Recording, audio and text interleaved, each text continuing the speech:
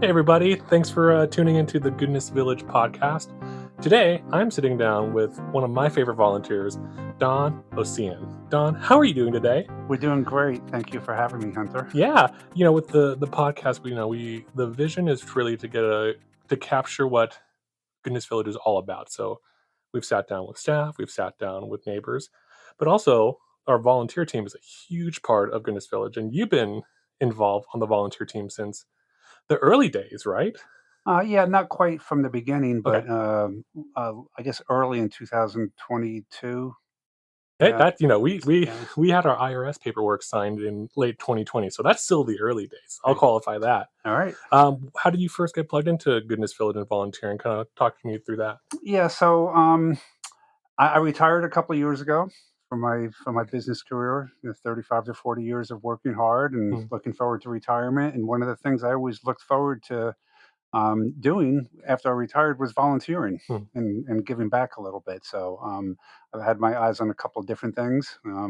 Homelessness has always been at the top of my head in terms of trying to understand it more myself, what causes it, what can be done to improve it. I know it's a big issue in our society, so I'm really learning a lot since I've been here as a volunteer. So, um, yeah, when I retired, I saw some articles, probably in the Independent locally, and about what you guys were doing and opening up here, and it really excited me. So I just got on the website and signed up as a volunteer and came down and started meeting people and doing things. I love that, Don. I thought that you knew Kim or somebody else on our team, but no, you just organically found about Goodness Village just through Yep. the local paper or Yeah, website or yeah, for whatnot. sure. Yeah. That's awesome, and so you and I have had the chance to work together, with our Goodness Marketplace. That was kind of a well, how about you tell us about it? Because I worked, supporting you and what your vision for the marketplace was. Yeah, last summer, when Karen was here, she got me involved in doing the marketplace. So it was basically selling their produce from the Eden Garden that the church runs, and they were very gracious, I think, in donating some of the produce and the goods that they grow there.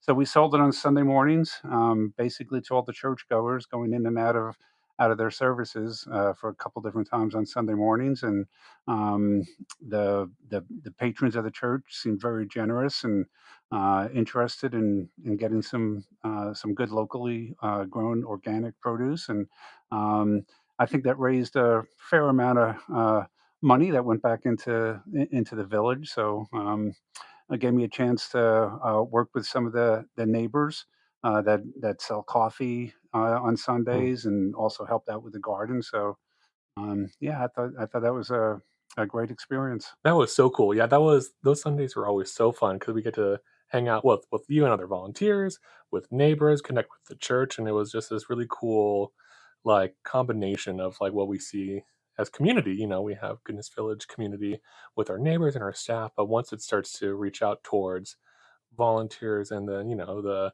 capital C community and connecting with Crosswinds Church, that was a really cool and special time. Uh, you're still involved in volunteering. What are you up to now? Yeah, so the volunteering that I've done is deliver the open heart kitchen meals. So open heart kitchen meals are delivered here twice a week, Shout out Open Heart and Kitchen, good yeah, people over there. so that's really simple. I Yeah, you know I just go down to the community center on East Avenue in Livermore, pick up the meals, and bring them on over here and deliver them. So it couldn't be easier for yeah, anybody that's thinking about doing some volunteering there. Um, uh, I did the marketplace, doing these volunteer visits now. So that's something that's new that just kind of got yeah. kicked off here in recent weeks. So I basically just come down and hang out. That's it? You just For hang out? I literally hang out for a few hours, and sometimes there's nobody around, and I read my book or catch up on my emails or do whatever I want to do. But any of the neighbors that happen to pass by, I try to chat them up. um, and there's been several that I've met with and chatted with from anywhere from 5 to 10 minutes to 30 to 45 minutes, and so whatever whatever they're willing to talk to me about. I just kind of open myself up, and the aim is really to help socialize the neighbors, give them an opportunity to talk to people outside of their community here, because they probably see and talk to the same people all the time, and it's a I think it's a great opportunity for them to socialize, and hopefully I'm helping them do that. That's so cool. Yeah, Yeah. that opportunity just opened up, and, like, seeing folks like you and other volunteers, like you said, just hang out. It seems so almost strange because we were thinking about volunteering and, like, what can I do and all these, tangible things, but just being there and being available to build community really just boils down to just sitting down with somebody and chatting it up, having a cup of coffee, seeing what's on people's minds. It's so I mean, you tell me, it seems really accessible from the volunteer perspective. Yeah, yeah. It's really new right now, Right. so I'm hoping to meet more of the neighbors, and bring it to the next level. But yeah, I think if I continue to show my face more frequently, they're going to get more comfortable with seeing me, and word of mouth will hopefully get the word out that Don's a pretty cool guy, or sit down and he'll talk to you and Yeah. stuff. So I think Don's a pretty cool guy. yeah. I'll agree with that. Yeah, well, we were actually supposed to, for folks that are listening, we were supposed to record earlier today, and I went and found you, and you were chopping it up with one of our neighbors. So I was like, "Go hang out, do your own thing. I'll Yeah. bug you later."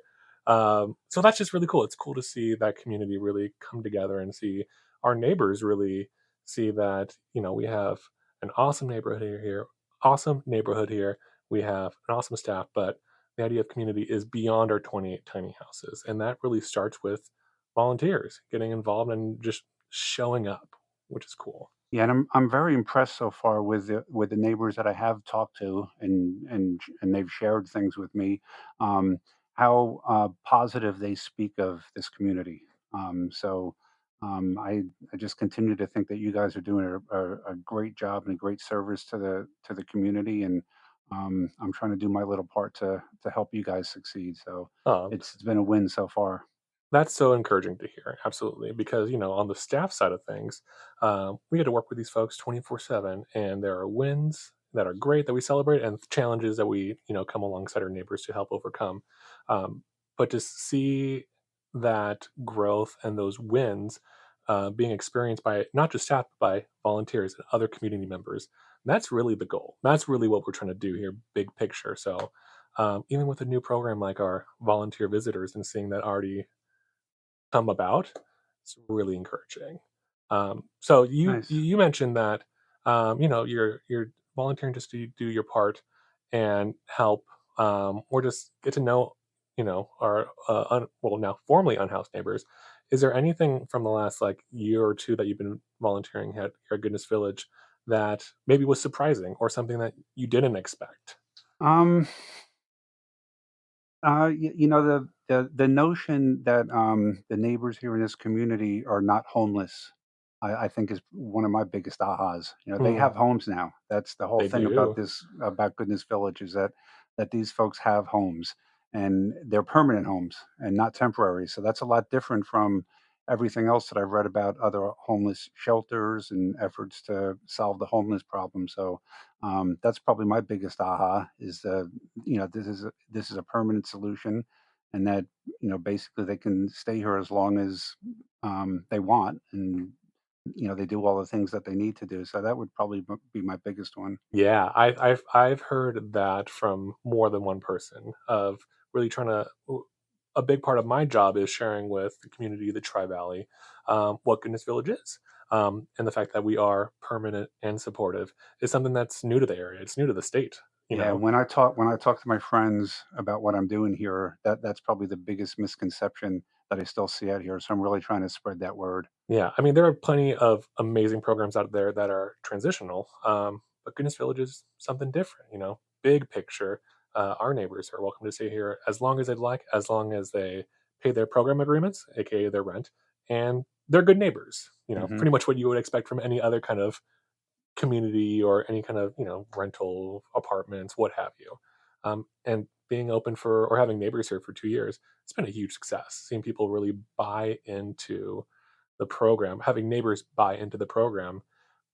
A big reason of that being it's permanent. This is their house. They have pride in their space, both inside their unit and in their neighborhood as a whole, which is so cool to see. Right, and they're free to come and go, Mhm. if they have the means, or if they have volunteers that help them to take them on their doctor's visits or whatever. So, Yeah. yeah, Um, and have pets. They're allowed to have pets. I mean, it's their own homes. So yeah, Absolutely. yeah. Yeah, all the houses have everything you need. It's a small Hmm. space, but it has everything you need. We have a dog park. It's really we're building community, and there's so many facets to that. But Exactly. Don, your piece of it being one of our volunteers that have really bought into the program is really the dream.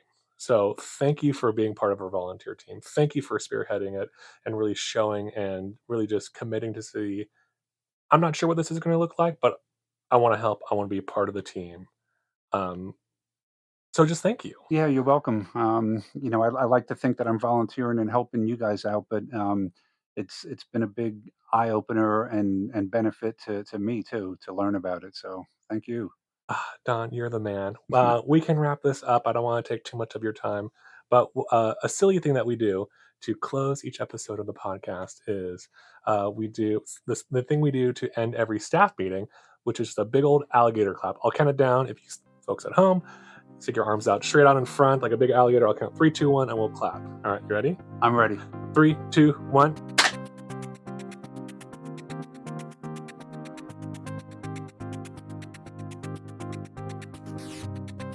Thanks for listening to the Goodness Village podcast. Production and recording done by our operations team here at the Village. Music was created by Club 88 member AJ Parr.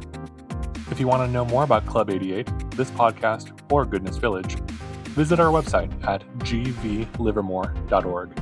Don't forget, new episodes drop on Fridays. And thanks again for listening to The Good Pod.